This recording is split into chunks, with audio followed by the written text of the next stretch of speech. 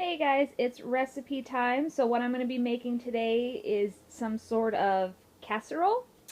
Vegas Fruity, Hey Cat, challenged me to make a St. Patrick's Day green casserole.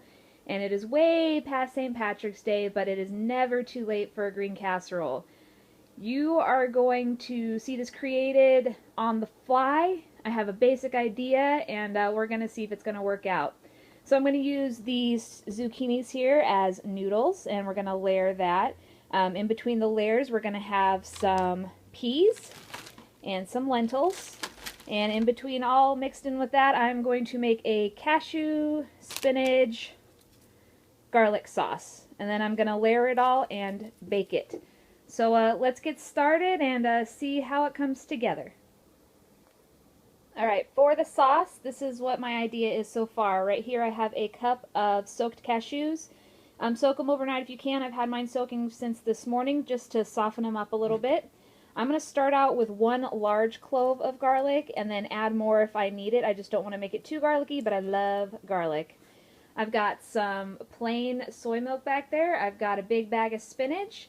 And then for seasoning, I'm going to do a little salt, maybe a little pepper, a little onion powder, and then I'm going to taste it first, and if it needs it, I'm going to add some of this Go Veggie Parmesan cheese. I just haven't decided yet. So let's get all that in the blender and see what we come up with.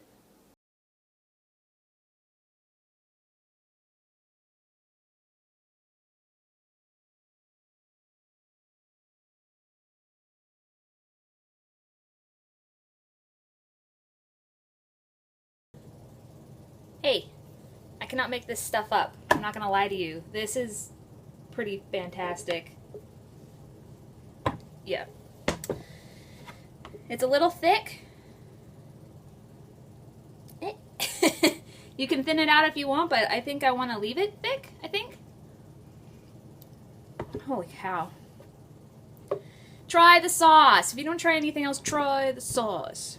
So the sauce had a cup of soaked cashews, about a half a cup of soy milk, half of a small bag of baby spinach, which was about 3 ounces, probably at least a teaspoon of onion powder, 1 large garlic clove, and about a 1/4 teaspoon of salt. Feel free to add the Parmesan cheese, feel free to add nutritional yeast, but seriously, try it like this first and then add from there, because this is a super simple, yummy, creamy, good sauce. Alright, so let's get assembling the layers, and then we'll get it in the oven and see how it goes. Alright, thanks.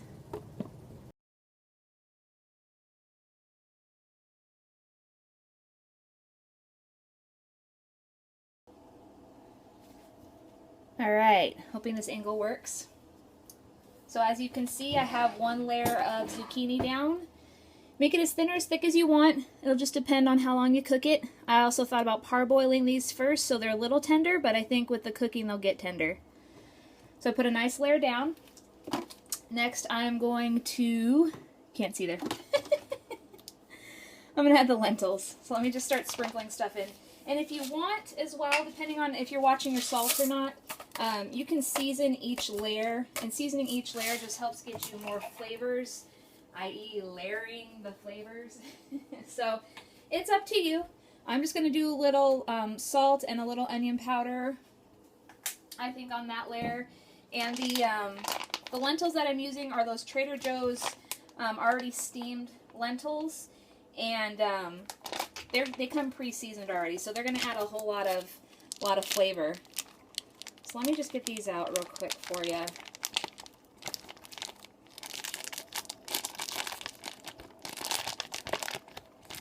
Sorry, messy. Alright. So just spread that around. Have fun with it. Get your fingers in it. If you've got kids, this is a good time to get them involved because cold lentils feel kind of cool on your hands. So, alright. Let's give my hands a quick rinse. Alright. We're going to save the rest of those for later. Next we're going to add some of those peas.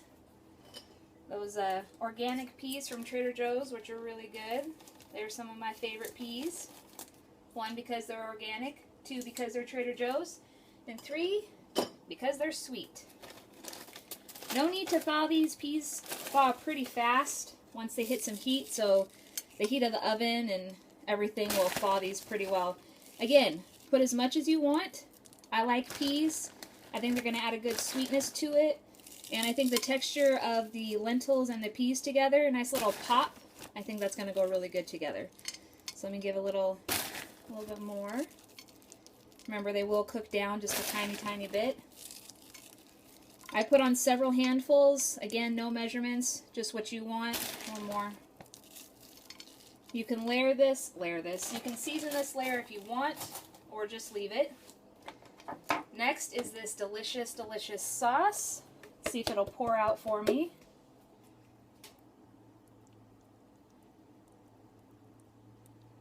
There we go. Goodness gracious. I'll see if I can save a little of the sauce for the top. And I totally forgot to spray the bottom. So the bottom of your pan, you're either going to want to put a layer of sauce, or you're going to want to put a layer of cooking oil, cooking spray or something, so it doesn't stick. So I might have a sticking problem, but oh well. Casserole, life goes on. So what I'm going to do here is just spread it out evenly. And as it warms, it'll hopefully get in every little nook and cranny. Oh, I'm so excited. And there is some left for the top. So, next, I didn't do such a hot job of slicing the next layer of zucchini. So what I would suggest is don't be lazy and rush stuff like me and cut it with a knife. Definitely go ahead and get out your mandolin if you have one and get you some nice even slices. Some of these are a little thick for my taste, for what I think this needs. So let me go ahead and finish getting the rest of this on there. I'm going to finish piecing this together and then I'll show you what it looks like before I put it in the oven. Here it is before going into the oven. I have the oven set for 350. Let's just take a look at those layers. Looks so good. I should have put a layer of sauce at the bottom, but live and learn. Alright guys, I'll come back to you when it's done. I'm excited. Alright guys, here it is, piping hot out of the oven. Looks delicious. Definitely either boil, cook the zucchini a little bit, unless you don't mind it.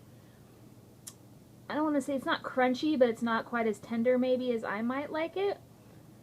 But it still looks really good. So I let this bake covered with foil at 350 for an hour. It's nice and hot, so let me go ahead and give you a taste test. Alright guys, here's my bite. Tried to get a little bit of everything. Like I said, the zucchini is not quite as tender as I would like it, but next time.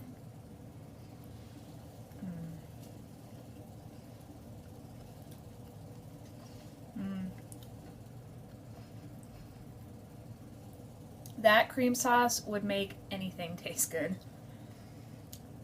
I don't normally toot my own horn, but it's good. So try to make this. If not, definitely make the cream sauce and put it on anything, even just, you know, a spoon or fork or something. So let me know what y'all think. If you try it, let me know, and I'll see y'all later. Thanks for watching. Bye!